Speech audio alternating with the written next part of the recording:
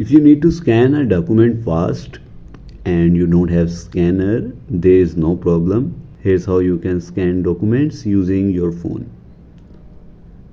So first option is to use Google Drive. You have to open Google Drive and then tap on the plus icon at the bottom, and from here you will find scan option. You have to tap it and take a photo of your document. Then you can adjust, crop or retake if needed, and then tap save to upload as a PDF. So that's how you can scan documents using Google Drive.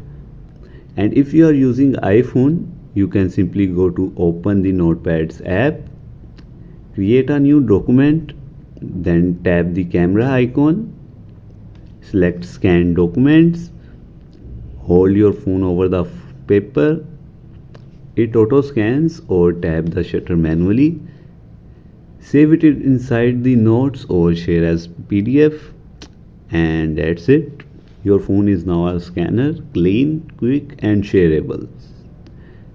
If this was helpful, give it a like, subscribe and tap the bell icon if you want more tech related videos like that and get notified. And if you want more tech videos like that, don't forget to comment so we know on what topics you want videos on. And see you in the next one.